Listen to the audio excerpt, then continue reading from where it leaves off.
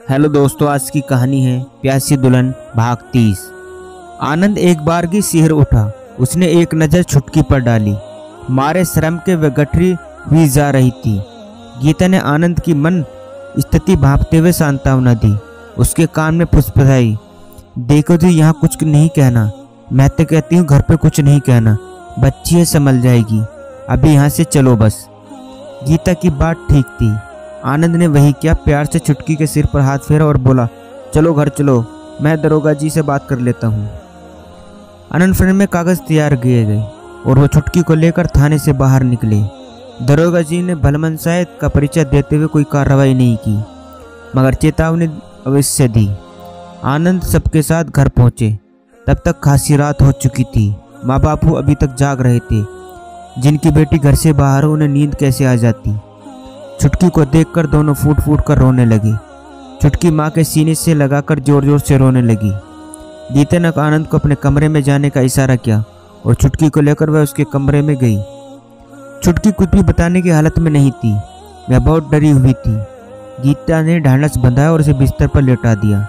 छुटकी, जो हुआ उसे भूल जाओ। आगे ऐसे कोई काम नहीं करना जिसे थाने का मुंह देखना पड़े। अब तुम आराम करो, सुबह बात करेंगे। गीता कमरे से जाने लगी। अचानक पुनः छुटकी के पास आई। बोली, तेरे भाई को मैं समझा दूंगी, वो कुछ नहीं बोलेंगे, बस तू वादा कर दोबारा ऐसा नहीं होगा। छुटकी अब भी रो रही थी। मेरी गलती नहीं है भाभी, मुझे नहीं पता था जहाँ मैं जा रही हूँ बदनाम होटल है। गीता ने उसे चुप करा और कमरे से बाहर निकल गई।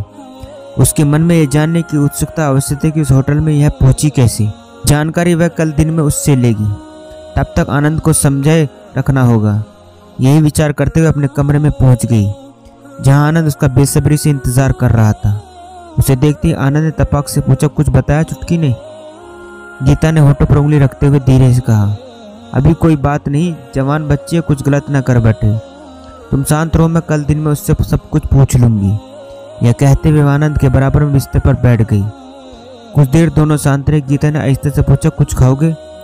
नहीं, अब भूख किसे है, माँ बापू ने भी कुछ नहीं खाया होगा। गीता ने सोचा और बोली, अब उन्हें ज़्यादा कुछ कहना ठीक नहीं है, मैं उन्हें दूध ब्रेड दे दूँ।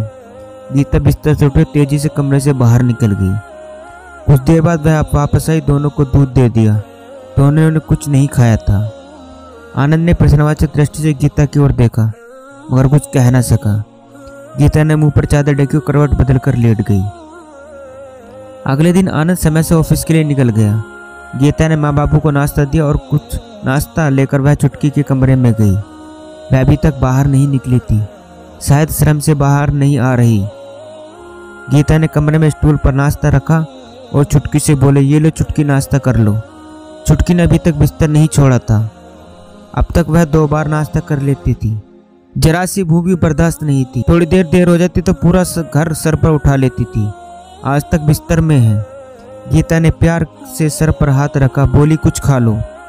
छुटकी वह सिर झुकाकर बिस्तर पर बैठ गई। भाभी की ओर कातर निगाहों से देखकर गर्दन झुका ली। गीता ने चाय का कप उसे पकड़ाया, बोली, देखो छुटकी, तुम बहुत प्यारी हो, दुनियादारी नहीं जानती। मैं तुम्हारे साथ हूँ, तुम मुझे बता सकते हो आखिर तुम वहाँ पहुँची कैसे? छुटकी चुपचाप बैठी रही। गीता ने पराठे की प्लेट उसकी ओर बढ़ाई। आलू प्याज के पराठे हैं, तुम्हारी पसंद के बनाए हैं, लो खा लो। छुटकी ने संकोचते हुए पराठे की ओर देखा। गीता ने टुकड़ा लेकर उसके मुंह में दे दिया। कुछ देर बाद नाश्ता खत्म हो गया। गीता ने बर्तन स्टूल पर रखे, आकर छुटकी के बिस्तर में घुस गई। छुटकी, मुझे सब कुछ बता दोगी तो फायदे में रहोगी, मैं सब संभाल लूंगी। छुटकी ने आहिस्ते से कहा, मैं कहाँ जाना चाहती थी, वहाँ तो वो अजय वहाँ ले गया। अजय? ये अजय कौन है? गीता चौंकी। छुटकी चुप रही। गीता ने फिर पूछा। छुटकी बोली, राधा का भाई है भाभी। ओह, तो तुम दोनों एक दूसरे से प्यार करते हो? गीता ने पूछा। छुटकी चुप रही। गीता ने छेड़ा, बोला ना, वो भी तुम्हें प्यार करता है ना? छुटकी चुप। बोलो ना, गीता ने फिर पूछा।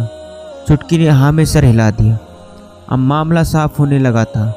गीता प्रेम में फंसकर अजय के साथ होटल गई होगी। गीता ने पूछा, तुम लोग उस होटल में क्यों गए जबकि वो पहले ही बदनाम है? मुझे नहीं पता, उसने मुझे कहा था कि आधा घंटा वहीं रहेंगे, बस, छुटकी ने बताया। गीता ने फुर्र पहले कभी उस होटल में गया है? हाँ, उसने ऐसे कुछ बताया था कि उस होटल में उसका कोई जानने वाला है। गीता मसारा माजरा समझ गई। चुटकी गलत हाथ में फंस गई है। क्या होगा आगे जानने के लिए कहानी का अगला भाग जरूर देखें।